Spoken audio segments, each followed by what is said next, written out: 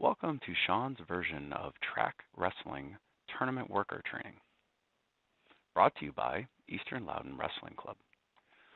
Upon logging in as a tournament worker, you will be brought to this screen.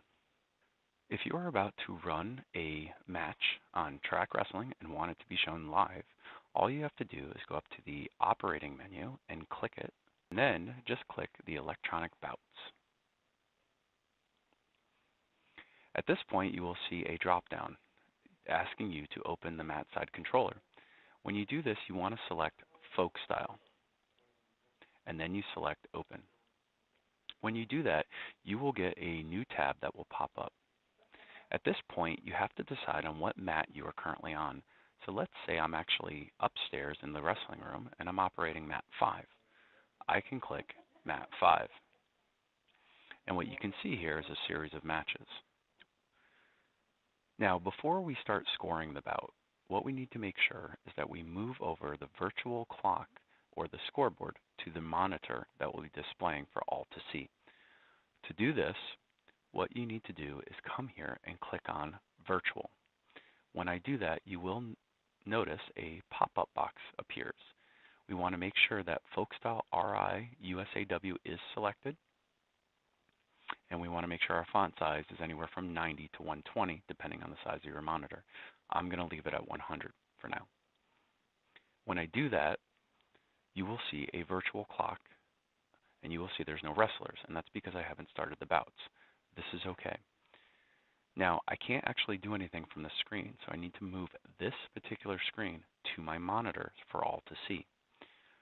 To do that, I want to come up here to the tab called Virtual Clock, hold my left button down, and move it. To demonstrate this, I have two monitors going. This monitor that you see right here is a section of my computer screen, whereas the monitor with Brandon Holtby stopping an awesome shot over here is my monitor for all to see. So I left click on this and drag it over to that monitor, as you can see, and then I place it in there, and then I can make it full size if desired. Now I need to actually go back, and this is where it gets a little complicated. So what I need to do is move my mouse back over to my computer screen by dragging it. I don't need to click anything, just kind of do it, and then what you'll see is all of a sudden it pops up in here.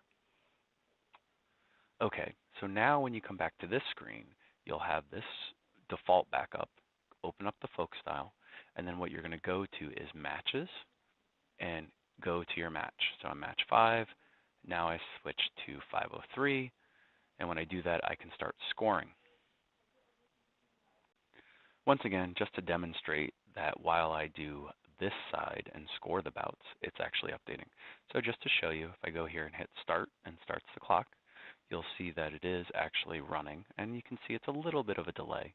So if I go here and give a takedown, you'll see that it'll pop up. So this is how you're going to be doing most of your work and while you're keeping up this. It's important if Sean comes and tells you, hey, I had to mess with the bouts, and you have to restart, what you're going to do is hit stop here. You're going to come over to the other screen by using your mouse. You're going to actually close it by clicking the X.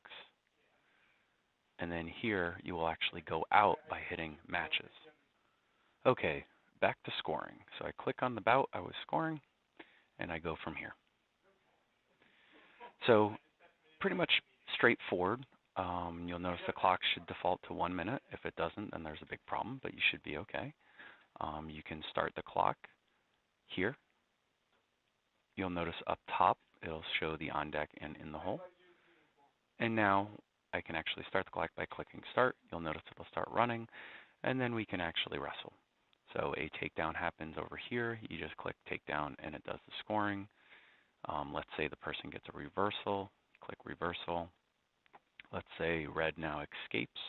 I click escape, and then they run out of bounds. I hit stop.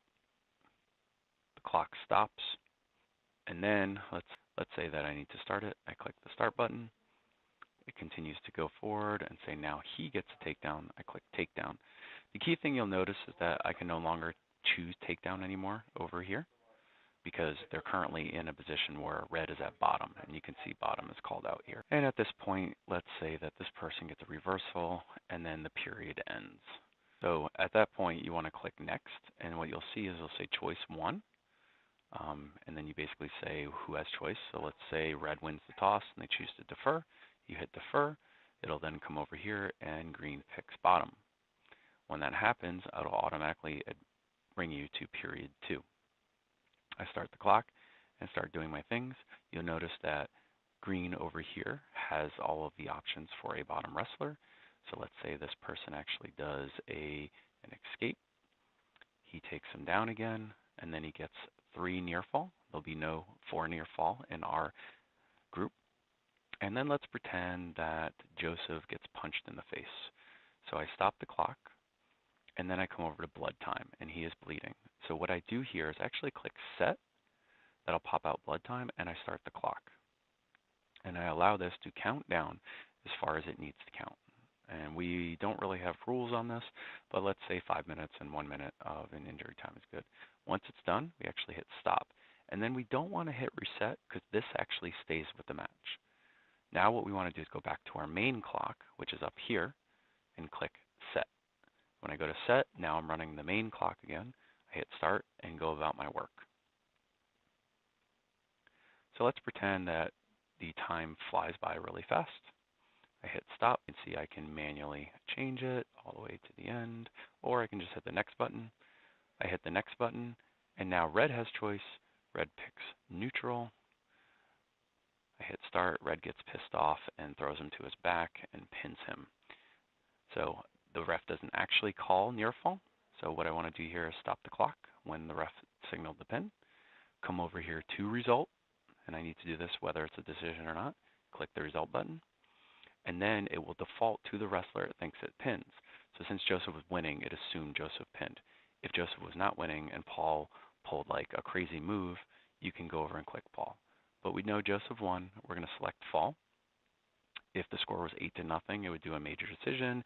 15-0, it would do a tech fall or everything. If it's a double forfeit, you can click double forfeit. Hopefully we don't have any of those, but I will keep it on fall. And then I will hit save result, and it'll bring me back to the next bout, which is 5:04. A couple cool things that you can look at is, let's say we start the match and we have a bunch of stuff that happens like this, and then the referee says, whoa, what's happened? We don't know, like in case of a couple matches last weekend. So what you want to do here is you can stop the clock, and then you can actually go to summary, which is located over here. This will actually give you everything that's been done, and it's a great thing for a referee to look at. So if you want to go back to your match, you do not want to hit matches. You want to hit match and go from there and continue your match. Just to show you what a decision might look like, you can see the clock has ended, the score is 6-4, and now when I go to result, you will see that it knows this Thomas Ritter won and won by decision.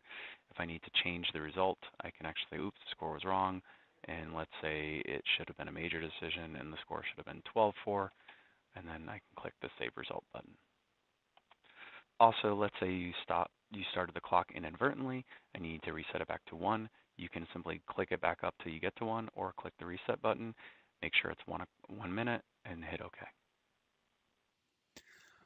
One quick update here. Wanted to show you how to undo stuff. So for instance, right now we have a score of 5-4.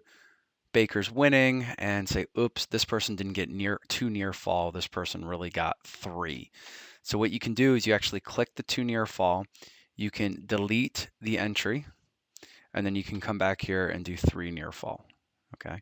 You can also go back down and be like, oops, they weren't supposed to get near fall at all. So you can go here and you can delete the entry as well. And then if you need to change that to a 2, then you actually have to back out everything. So you would actually kind of go through here, delete, and then you'd want to come back here to the beginning, change that to 3 near fall, then do a reversal, and then 3 near fall. Okay, so that's the easiest way to do everything from a changing perspective. Well, thank you for joining us today for this training of track wrestling. If you have any questions, please reach out to someone, and have a good day.